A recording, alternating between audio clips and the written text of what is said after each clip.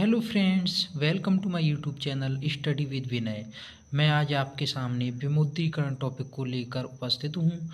यहाँ से यूपीपी री एग्ज़ाम में एक क्वेश्चन अवश्य ही देखने को मिलेगा। तो दोस्तों चलिए स्टार्ट करते हैं। सबसे पहले हम ये जानते हैं कि विमुद्रीकरण है क्या। विमुद्रीकरण क्या है दोस्तों?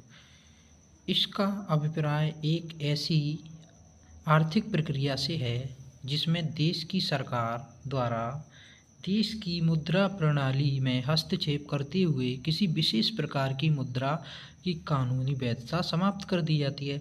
यानी कि जो नोट अभी प्रचलन में हैं उनको बंद कर दिया जाता है। कुछ नोटों को क्या कर दिया जाता है? बंद कर दिया जाता है। जैसे 2016 में नोटबंदी की प्रक्रिया हुई थी। उस समय 500 और 1000 के जो नोट थे वे सरकार ने बंद कर दिए थे।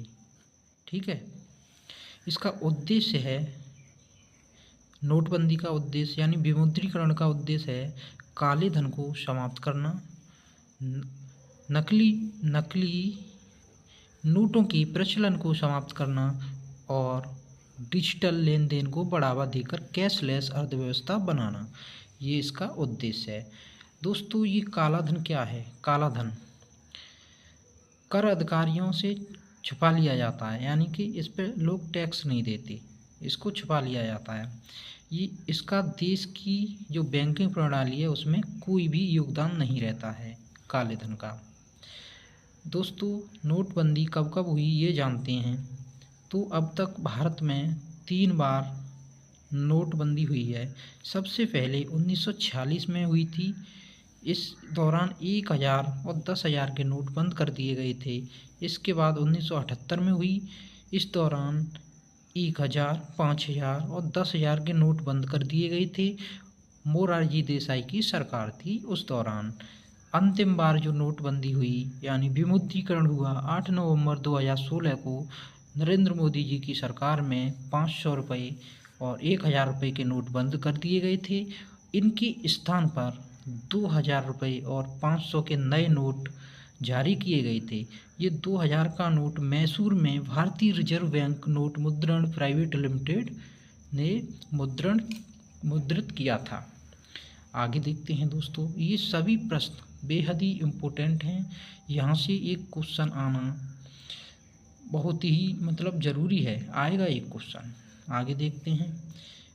20 मई 2023 को आरबीआई ने 2000 के नोट को प्रचलन से वापस लेने का निर्णय दिया।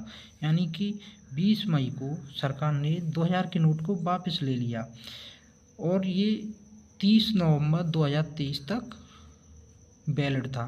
इसके बाद नहीं, 30 नवंबर 2023 के बाद ये हट गया। अब जो नोट हैं उनके ऊपर किस किस के जो चिन्ह हैं वो बने हुए हैं वो देखते हैं।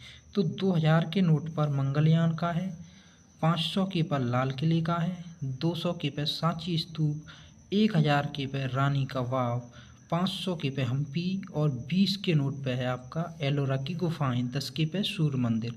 अब हम इन्हें याद कैसे रखेंगे? तो हमें ये क्रम याद करना होगा। 2000, 500 यानी घटते हुए क्रम में 2000 का नोट, 500 का, 200 का, 100, 50 ऐसे करके क्रम से। तो हमें याद करने का तरीका ये है,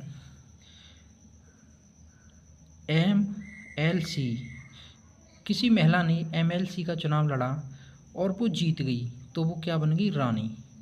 M से मंगलयान, L से लाल किला, C से सांची स्तूप और R से रानी की वाव। यानी यहाँ तक किसी ने महिला ने MLC का चुनाव लड़ा और वो जीत गई तो वो क्या बन गई? रानी।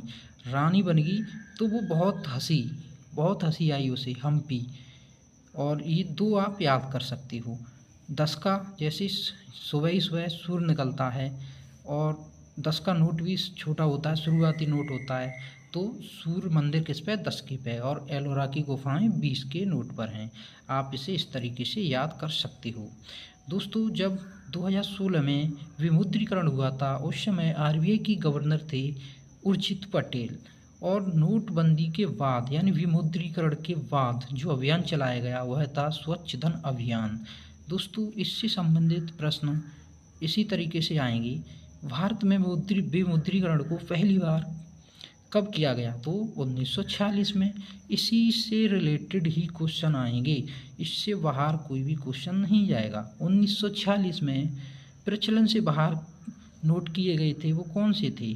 तो देखिए दोस्तों, 1946 में 1000 और 10,000 यानी कि 1000 और 10,000 के नोट बाहर किए गए थे। तो मैं आशा करता हूँ आप इस टॉपिक को अच्छे से समझ पाए होंगे दोस्तों।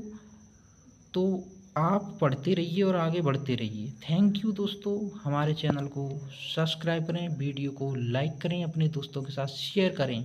मैं इसी प्रकार से आपके समक्ष नई नई वीडियो लाता रहूँगा। थैंक यू दोस्तों।